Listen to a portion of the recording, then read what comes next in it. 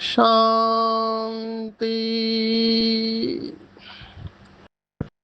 आज 24 अगस्त 2025 भारत में रविवार है। Today is 24th August 2025 and it's Sunday in Bharat. आज की मुरली का जादुई रहस्य स्वयं को प्रेरणा देने के लिए magical secrets of today's Murli for motivating the self. आज रविवार है तो अव्यक्त बाप दादा के बहुत ही पावरफुल और मधुर महावाक्य है। रिवाइज तारीख है 30 नवंबर 2006। The revise date is 30th November 2006। Murli का टाइटल है ज्वालामुखी तपस्या द्वारा।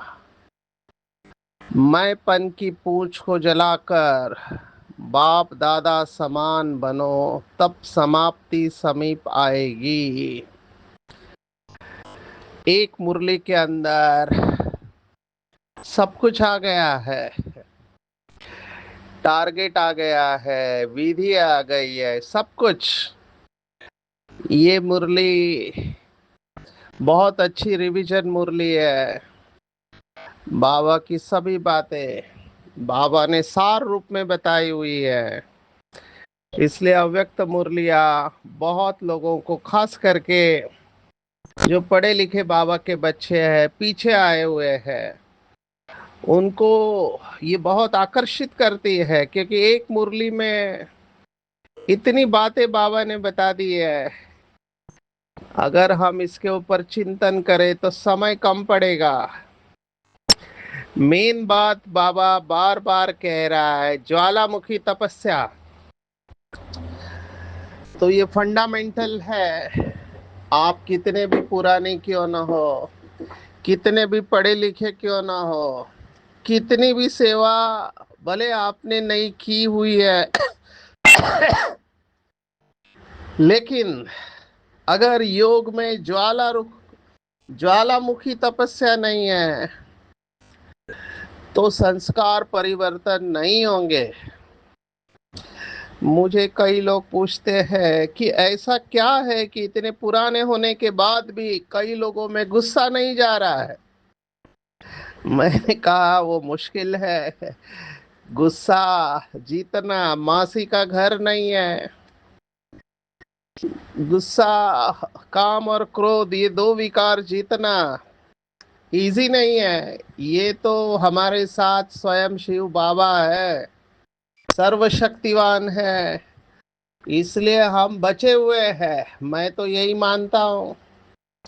हैविंग सेड दिस, इसके ऊपर हम कई बार गए हुए हैं, इसलिए मैं इस बात को टच नहीं करूंगा। लेकिन आज बाबा ने मैंपन की पूंछ को जलाने को कहा है। देखो, भगवान भी ये एक्सेप्ट कर रहा है कि बाबा के बच्चे महावीर है, हनुमान है, लेकिन हनुमान अपनी पूंछ को जलाकर जब तक लंका का दहन नहीं करता तब तक समाप्ति नहीं हो सकती, तब तक समान नहीं बन सकते। तो मैंपन की पूछ है।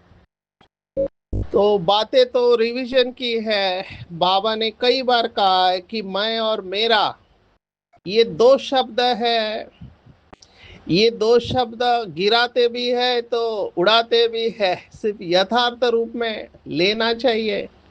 कुछ समय पहले अव्यक्त मुरली में बाबा ने कहा कि दोपन का, दो बॉडी कॉन्शियसनेस का मैंपन, इसको आप छोड़ो और सोल कॉन्शियसनेस का मैंपन, तो यथार्थ रूप में मैं और मेरे को लेना चाहिए, तो जीवन परिवर्तन हो जाएगा। अभी ये बोलना बहुत इजी है, प्रैक्टिकल धारणा सभी कर नहीं पाते हैं। इसीलिए शायद बाबा 2006 तक ये कह रहा है कि बच्चे मैंपन की पूंछ को जला दो। हिंदी में कहावत है, हाथी निकल गया पूंछ अभी तक बाकी है।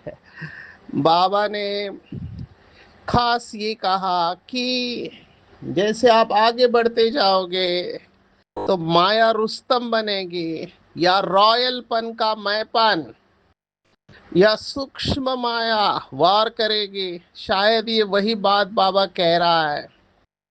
तो बगैर ज्वालामुखी तपस्या के ये मैंपन जा नहीं सकती है, तो हम उसको देखेंगे। आज बाबा ने 3 खाता फिर से याद दिलाया है। एक प्रारब्ध का खाता है, एक दुआओं का, और एक पुण्य का खाता। इसके ऊपर हम देखने वाले हैं। मुझे बाबा का तरीका बहुत अच्छा लगा कि खजाना जमा करने की चाबी, और चाबी का नंबर, जैसे आजकल लॉक में नंबर होता है, वो नंबर डायल, क्योंकि डिजिटल डिजिटल लॉक आ गए हैं, तो डिजिटल लॉक में नंबर डायल करना होता है। तो बाबा ने खजाना का जमा करने का चाबी बताई है, और चाबी का नंबर भी बताया है। तो निमित्त, निर्माण और निस्वार्थ, और 3 बिंदी ये नंबर है।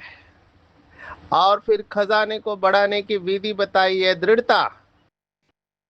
पास भी शब्द को 3 बार बाबा ने कहा कि पास शब्द को कैसे यूज करना है, जो हुआ है उसे पास करना है, बाबा के पास रहना है, और तीसरा पास विद ऑनर होना है। ये तीनों पास है तो आप राज्य अधिकारी बनने की फुल पास है आपको। बाबा के शब्द है तो 3 बातें हैं। खजाने की चाबी भी 3 बातें हैं, खाता भी 3 प्रकार का बताया है, और पास की भी 3 बातें बताई है। तो जब भी मैं शब्द इस्तेमाल करे तो मैं आत्मा है। बाबा ने कहा जुड़वा यूज करो, जुड़वा शब्द इस्तेमाल किया है। प्रतिज्ञा कमजोर होती है तो परीक्षा मजबूत हो जाती है। इसलिए प्रतिज्ञा से परीक्षा में विजय प्राप्त करनी है, पूछ को जलाना है, और मर्सीफुल बनना है, दुखियों पर रहम करना है, चेहरे और चलन के द्वारा बाप को प्रत्यक्ष करना है। ये आज की पूरी मुरली है। हम शुरुआत करेंगे जमा के खाते के ऊपर। ये बिल्कुल स्पष्ट है कि आपके बैंक बैलेंस में अगर अच्छा धन है तो आपको भविष्य की चिंता नहीं है कि क्या होगा। जैसे कोविड के वक्त कई लोगों का जॉब चला गया तो बहुत लोगों को टेंशन आई, कई लोग तो सुसाइड कर लिया। हमारे मुंबई में केस हुआ, देखो मंदिर का पुजारी इतने साल से मंदिर की पूजा कर रहा है, लेकिन कोविड हुआ तो किसी का भी आना बंद हो गया मंदिर में।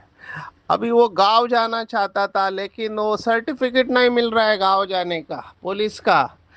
तो और फ्रस्ट्रेशन, क्या करे, क्या खाए, कैसे चलेगा। लेकिन वो फ्रस्ट्रेशन में, डिप्रेशन में गया, और उसी मंदिर में उसने आत्महत्या कर ली। आप सोचो क्या क्या हुआ कोविड के अंदर। मैं सोचता हूँ तो आज भी रोंगटे खड़े होते हैं।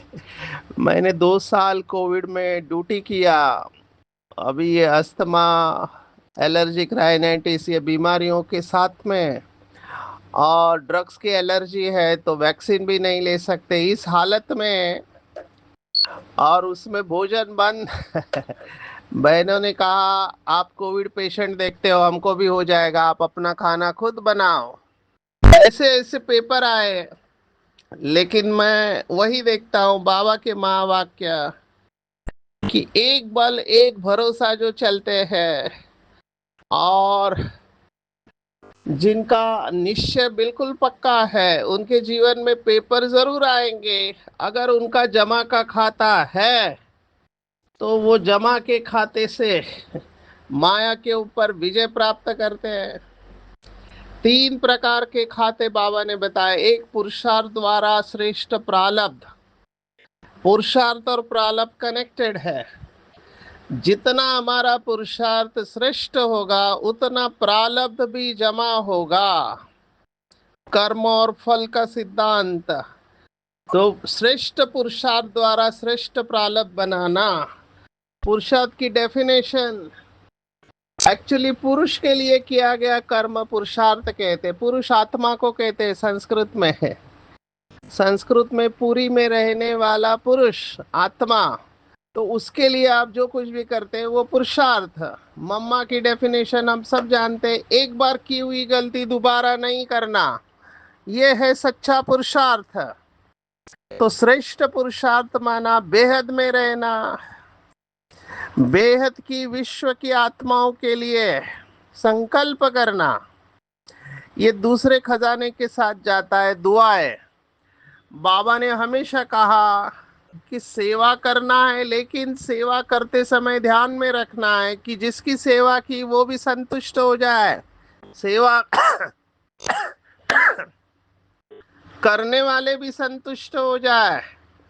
तो दुआओं का खाता। और तीसरा है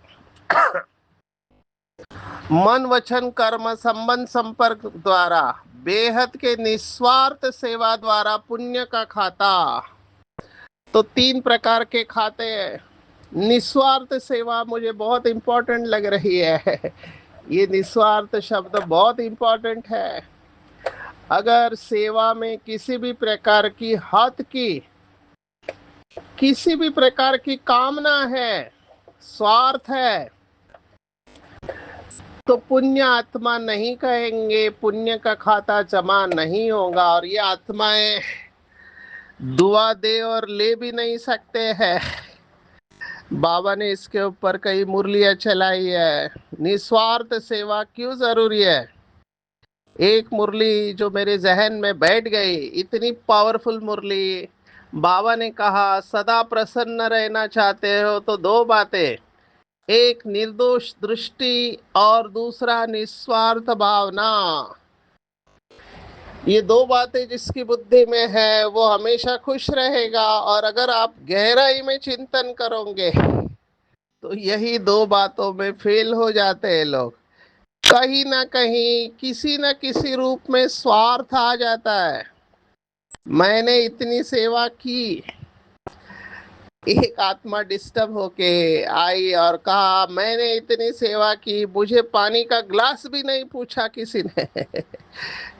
अभी देखो, सेवा में अपेक्षा रहती है कि हमने सेवा की तो हमको पूछना चाहिए। हम इतना मर रहे हैं, हमको कोई पूछता ही नहीं, तो करने का ही क्यों। तो जितना अपेक्षा होगी, वैसे भी लौकिक में भी ये बात कहते हैं, एक्सपेक्टेशन लीड्स टू स्ट्रेस। अपेक्षा रखेंगे तो दुखी होने वाले, क्योंकि अपेक्षा पूर्ण नहीं होगी।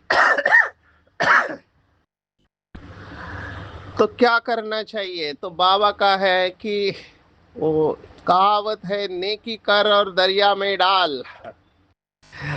आजकल की कहावत है, नेकी कर और फोटो सोशल मीडिया पे पोस्ट कर कि आपने इतनी नेकी की है। मुझे एक आत्मा अभी जब भी वो दान करती है उसका फोटो मेरे को भेजती है कि देखो मैंने अभी ये महाराष्ट्र में, मुझे पता नहीं भारत के और में, मटकी फोड़ने का जो दही हंडी उत्सव होता है, वो पिरामिड बनाते हैं, उसके लिए टी शर्ट स्पॉन्सर किए हैं, साइकिल दिया है, ये दिया वो दिया। अभी ये गुप्त रखना चाहिए होता है, लेकिन सोशल मीडिया का जमाना है तो लोग इसका भी एडवर्टाइज करते हैं। हमारे इधर तो एक नेता ने ऐसी एडवर्टाइज की कि भारत की सबसे सबसे बड़ी दही हंडी, माना वो पता नहीं उसका वैल्यू कितना होगा, पर भारत में सबसे बड़ी। एक ने लिखा है 25 लाख, जो जीतेगा उसको, एक दही हंडी आप जीतते हैं तो आपको 25 लाख मिलता है, सोचो। तो लोग ये सब करते हैं भक्ति मार्ग में आजकल। यहाँ पर बाबा जो कह रहा है, निस्वार्थ सेवा द्वारा पुण्य का खाता जमा करो। आप बाबा की याद में करो और उसका एडवर्टाइज नहीं करो। आजकल एडवर्टाइज का जमाना है, हर एक ये दिखाने की कोशिश करता है कि आपने कितना अच्छा काम किया है, जबकि स्पिरिचुअलिटी कहती है कि आपने किया है उसे गुप्त रखो, क्योंकि जैसे ही आपने उसका वर्णन किया, आपको तालियां मिली, आपकी महिमा हुई, तो आपका जमा कम हो गया, क्योंकि आपने उसी वक्त उसका रिटर्न ले लिया। बाबा ने भी इसके बारे में कहा हुआ है कि कच्चा फल खा लिया। तो ये निस्वार्थ शब्द बहुत बड़ा शब्द है। बाबा ने एक मुरली में कहा था कि स्व के रथ को स्वाहा करना। अभी रथ शरीर है, स्व के रथ को स्वाहा करना मतलब अथक होके सेवा करना। और राह मत देखो उधर कि कोई मेरी महिमा करे, तुम्हारे बगैर तो सेवा हो ही नहीं सकती है। हमारे इधर एक आत्मा है, वो हमेशा कहती है कि अगर मैं नहीं होती तो ये सेवा होती ही नहीं, मुझे ही पीछे पड़ना पड़ता है, मैं जब बोलती हूँ तभी सभी ये करते हैं, नहीं तो कोई करेगा ही नहीं। तो इस गलत फहमी में नहीं रहे। बहुत लोग आते हैं जाते हैं, बाबा की सेवा कभी रुकती नहीं है, कोई ना कोई आके बाबा की सेवा करके जाता है। तो सदा संतुष्ट रहना और संतुष्ट करना, ये बहुत बड़ा टाइटल है, बहुत बड़ी साधना मैं कहूँगा। मैं अपने आप से बीच बीच में ये प्रश्न पूछता हूँ, आप जो भी कर रहे हैं क्या आप संतुष्ट हैं? और दूसरा प्रश्न पूछता हूँ, जिसकी भी आप सेवा कर रहे हैं क्या वो आपसे संतुष्ट है? तब मुझे पता चलता है कि सचमुच में ये कितना टफ है। भले हम बाहर से कहते हैं कि हम संतुष्ट हैं, लेकिन अंदर संकल्प चल रहे होते हैं। क्या संकल्प चल रहे होते हैं? इसको ऐसा नहीं करना चाहिए, उसको वैसा नहीं करना चाहिए। दूसरों को करेक्ट करना कई लोगों का संस्कार होता है, कंट्रोल करने की कोशिश करते हैं। आप इसके ऊपर चिंतन करना। बाबा ने कहा जो सदा सर्व प्रति स्वयं प्रति संतुष्ट रहेगा, सभी के प्रति शुभ भावना और शुभ कामना रहेगी, वो सदा अपने को खुशनुमा और खुश नसीब स्थिति में अनुभव करेगा। ये बहुत बड़ा सीक्रेट बाबा ने बता दिया है। खुशनुमा कब होंगे? जब सबके प्रति शुभ भावना शुभ कामना होगी। मैंने कितने बार इन असंतुष्ट आत्माओं को बताया, वो कहते हैं कि हमारे बहुत संकल्प चलते हैं कि बदला लेकर के इनको छोड़ना नहीं चाहिए, इन्होंने ऐसा किया वैसा किया। मैंने कहा किसका नुकसान हो रहा है? आप जो भी संकल्प कर रहे हैं वो कहाँ गिर रहे हैं? जो भी संकल्प हम करते हैं वो हमारे मनोभूमि पर ही गिरते हैं, तो फल भी उधर ही आएंगे। सामने वाले को कोई फर्क नहीं पड़ता। अब ये निगेटिव एस्पेक्ट हो गया, इसी का पॉजिटिव एस्पेक्ट देखो। जो भी हम शुभ भावना और शुभ कामना करते हैं वो भी कहाँ गिरती है? हमारे मनोभूमि पर ही गिरती है, तो बीज भी वहां पर ही आएंगे। तो ये खुशनुमा और खुश नसीब स्थिति ये फल है शुभ भावना और शुभ कामना का।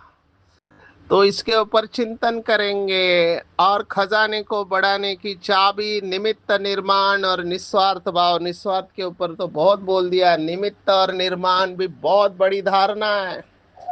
कई बार अभिमान और स्वमान, इसमें फर्क पता नहीं चलता है। ऐसा हो सकता है कि हम अभिमान में और हम सोचे कि हम स्वमान में है। स्पिरिचुअल व्यक्ति का एक लक्षण हमने कई बार देखा है कि if you are not kind you are not spiritual. अगर आध्यात्मिक व्यक्ति रहम दिल नहीं है तो उसे आध्यात्मिक नहीं कह सकते। निमित्त और निर्माण। अभी मुझे आज ही किसी ने मैसेज भेजा, आईटी विंग वालों ने बहुत सुंदर प्रोजेक्ट बनाया है, मुझे बहुत अच्छा लगा। सिट उसका नाम है, सिट। उसमें आई फॉर इंस्ट्रूमेंट ये शब्द आया है। बाकी के शब्द मुझे याद नहीं है, लेकिन सिट में I for instrument, I am the instrument of God. तो पूरे विश्व के लिए उन्होंने ये मैसेज फ्लोट किया है, सिट माना बैठ के आप इसके ऊपर चिंतन करेंगे एसआईटी के ऊपर। तो उसमें इंस्ट्रूमेंट, हम सब इंस्ट्रूमेंट है, निमित्त है। और एक बहुत अच्छा स्वमान है कि मैं भगवान का ग्रेटेस्ट इंस्ट्रूमेंट हूँ। ये बहुत अच्छा स्वमान है जिससे मैंपन खत्म हो सकता है। और चाबी का नंबर है 3 डॉट, आत्मा, परमात्मा और ड्रामा। ये 3 नंबर बाबा का गीत कितना सुंदर है, ये 3 बिंदु मत बिसरो। ये 3 बिंदु है, इमीडिएटली फुल स्टॉप लग जाएगा और ताला खुल जाएगा और जमा होगा। नहीं तो आप सोचो, कोई भी बात होती है, मैंने अपने जीवन में देखा है कि जितना ईगो होता है हमारे अंदर, उतना हमको हर्ट की फीलिंग आती है। और उसके बाद जो हमारे संकल्प चलते हैं लंबे समय तक, तो वो संकल्प सब वेस्ट के खाते में जाते हैं, जमा नहीं हो रहा है। किसी ने कुछ बोला और हमने उसको पर्सनली लिया तो अंदर चला गया। अभी जब भी वो आत्मा दिखेगी, वो ट्रिगर होता है। ट्रिगर माना वो याद आ जाती है कि इसने मुझे ऐसे बोला, इसने मुझे ऐसे बोला, इसने मुझे ऐसे बोला, और फिर बदला लेने का भाव आ जाता है। अब ये व्यर्थ और निगेटिव संकल्प कितना नुकसान करते हैं लंबे समय तक। खजाना खत्म हो गया, इसलिए दृढ़ संकल्प, दृढ़ता रखो कि मैं कल्प कल्प की विजयी रतन हूँ। हुआ ही पड़ा है, बना ही पड़ा है, बनेगा, जमा होगा नहीं, होना तो चाहिए भी नहीं, तो भी नहीं। निश्चय बुद्धि निश्चिंत और निश्चित अनुभव करेगा। तो ये तीसरे शब्द, 3 शब्दों की आज जोड़ी है, निश्चय बुद्धि निश्चिंत और निश्चित। इसके ऊपर चिंतन करेंगे। मैं जो इन पेपर में से बाहर निकला, मैंने देखा 2 सामान ने मुझे मदद किया। एक सामान जो मैं गुलाब को देखता हूँ, बाबा ने कहा रूहे गुलाब या किंग ऑफ फ्लावर बनना है तो गुलाब की विशेषता है, आप गुलाब को चूरा भी कर दो, उसको तोड़ो मरोड़ो तो भी वो अपनी खुशबू देता है। तो मुझे ये पॉइंट बहुत अच्छी लगती है कि मैं भगवान के बगीचे का खुशबूदार फूल हूँ। कोई मुझे तोड़ मरोड़ रहा है तो जैसे गुलाब खुशबू देता है, मेरे दिल से भी उसके प्रति दुआएं निकलनी चाहिए। तो मैं क्षमा का सागर हूँ। सबसे अच्छा क्लासिकल एग्जाम्पल क्षमा का है कि आप गुलाब को तोड़ते हो मरोड़ते हो फिर भी वो अपनी खुशबू देता है। तो हमारी रचना है, प्रकृति है, प्रकृति इतनी सुंदर है तो प्रकृति का मालिक को कितना सुंदर होना चाहिए। दूसरा, मास्टर रहम दिल या बड़ा दिल, ये मुझे बहुत सुख देता है। मेरा स्लोगन है बड़ा दिल बड़ा सुख, बड़ा दिल बड़ा सुख। क्योंकि ये ड्रामा मुझे निर्दोष दिखाई देता है, न भगवान का दोष न भगवती का दोष। ये ड्रामा पूरा निर्दोष है, सभी अपने संस्कारों के वश है। तो कोई अगर बीमार है तो उसके ऊपर गुस्सा नहीं है, उसके ऊपर रहम करना चाहिए, उसके लिए दुआ निकलनी चाहिए, क्योंकि बाबा यही करता है। तो पास होना है तो बाबा के पास रहना है। जो बीती हुई बातें हैं उसको पास करना है, और तभी हम तीसरा पास विद ऑनर हो पाएंगे। अगर ये तीनों में पास है तो बाबा ने आज कहा राज्य अधिकारी बनने की फुल पास है। तो समय के अनुसार अभी हमको एवर रेडी रहना है। मैंपन, जब भी मैं शब्द इस्तेमाल करो तो मैं आत्मा, ये जुड़वा शब्द बोलने को कहा है, क्योंकि मैं बॉडी कॉन्शियसनेस वाला भी आता है, अभिमान अपमान लाता है, दिल शिकस्त भी बनाता है। तो मैं आत्मा, मैं बोलते ही आत्मा शब्द साथ में आए। तो बाबा यही चाहता है कि मैंपन को आप जीत लो, यथार्थ रूप में प्रतिज्ञा करो कि मैं कल्प कल्प की विजयी रतन हूँ। सफलता मेरा ईश्वरीय जन्म सिद्ध अधिकार है। और ये मैंपन जो बचा हुआ है उसको ज्वालामुखी तपस्या से, साधारण याद नहीं, ज्वालामुखी याद से इसको जलाना है, और इसी का यादगार ज्वाला ज्वाला देवी का यादगार है। अब ये मंदिर भी वंडरफुल है, मेरे ख्याल से नॉर्थ में है। तो जमीन के अंदर से वो कुछ गैस निकलती है, ऑक्सीजन के साथ उसका कंबशन जो भी होता है, उसमें से आग निकलती है, और उसको ज्वाला देवी कहते हैं, देवी का। अब ये नेचुरल फिनोमेना है, लेकिन लोगों की भावना है कि ये देवी है। बेसिकली उसका कनेक्शन है कि तपस्या ऐसी करनी चाहिए जो अग्नि अग्नि के समान हो, और हमारे अंदर जो अभी भी मैंपन बचा हुआ है, माया का बीज, उसको भस्म करना है। तभी हम रहम दिल बनेंगे, दुखी आत्माएं भक्त आत्माओं के ऊपर रहम कर पाएंगे, क्योंकि दुख डे बाय डे दुख बढ़ता जा रहा है। तो हमको केवल वाचा से नहीं होगा। बाबा ने तो ये कई बार बताया हुआ, आगे चलकर वाचा की सेवा बंद हो जाएगी, लेकिन जब तक भी ये चालू है। देखो, पहले 100% वाचा थी, फिर बाबा ने कहा मनसा में भी आपको पावरफुल रहना है, मनसा वाचा कर्मना तीनों सेवा साथ साथ होनी चाहिए। तो मैं तो कहूँगा वाचा 50%, 50% मनसा को रखो, और धीरे धीरे मनसा के परसेंटेज को बढ़ाते जाएंगे। तो जो बाबा चाहता है, चलते फिरते चेहरे और चलन द्वारा लोगों को बाबा का परिचय मिलेगा। ये है सदा सेवाधारी, जो चेहरे और चलन के द्वारा बाबा का परिचय देने वाले। आज वैसे बहुत सारी मुलाकात है। इंदौर का सेवा का टर्न था, तो बाबा ने कहा देखो, यज्ञ सेवा जो दिल से करते हैं तो वो संकल्प, समय और शरीर तीनों सफल करते हैं। तो यज्ञ सेवा में ये अर्पण करते हैं तो पुण्य का खाता जमा होता है। आज की मुरली लैंडमार्क मुरली इसलिए है क्योंकि बाबा ने चार धाम को याद किया है, मधुबन के चार धाम, और इसके पोस्टर बने हुए हैं, इसलिए ये मुरली लोगों के बहुत जहन में है, याद में है। बाबा ने चार धाम बताए हैं, भक्ति मार्ग में चार धाम फेमस है। तो बाबा के घर के चार धाम कौन से हैं? तो बाबा ने कहा जब भी कभी उदास हो तो झोपड़ी में रोरियान करने आ जाना, शक्तिशाली बनना है तो शांति स्तंभ पर पहुंच जाना, वेस्ट थॉट्स बहुत चलते हैं, व्यर्थ संकल्प, तो हिस्ट्री हॉल में पहुंच जाना, और समान बनने का दृढ़ संकल्प है तो बाप दादा के कमरे में आ जाना। तो ये चार धाम भी आज बाबा ने याद किए हुए हैं। आते हैं आज के वरदान के ऊपर। बाबा ने कहा भक्ति का नियम है, जब कोई वस्तु की कमी होती है तो कहते हैं दान करो, दान करने से देना लेना हो जाता है। तो किसी भी कमजोरी को समाप्त करने के लिए दाता और विधाता बनो। बहुत बड़ी बात, बहुत बड़ी बात बाबा ने कही है।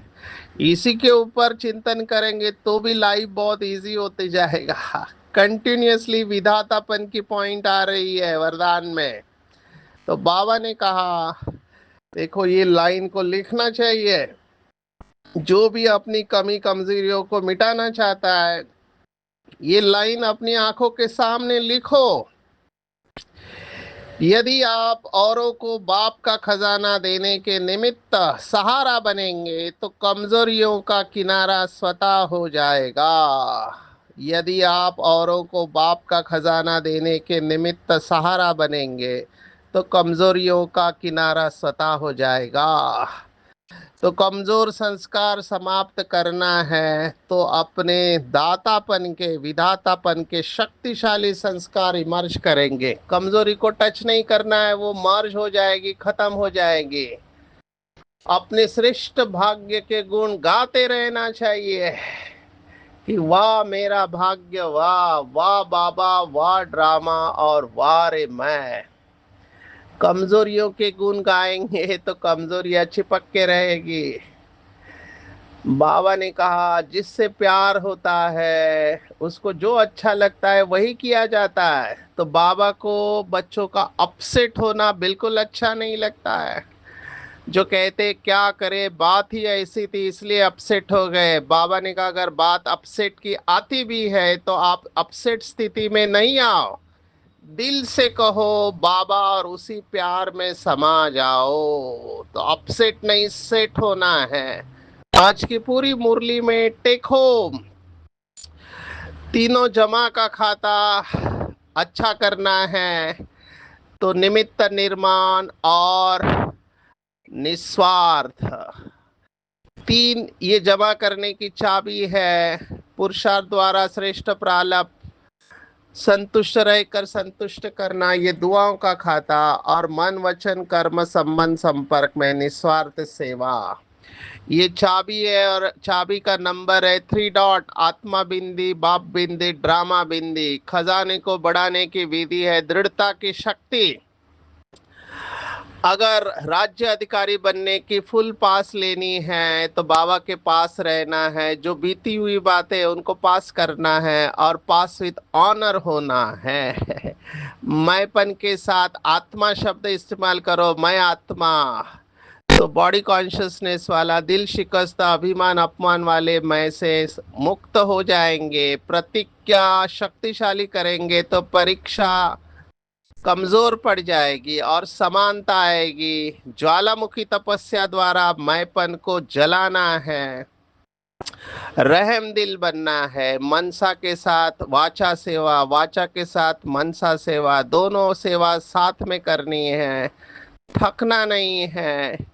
सभी कमजोरियों को दान की विधि से समाप्त करने वाले दाता और विधाता बनना है। श्रेष्ठ भाग्य के गुण गाते रहना है, कमजोरियों के गुण नहीं गाना है। और बाप को बच्चों का अपसेट होना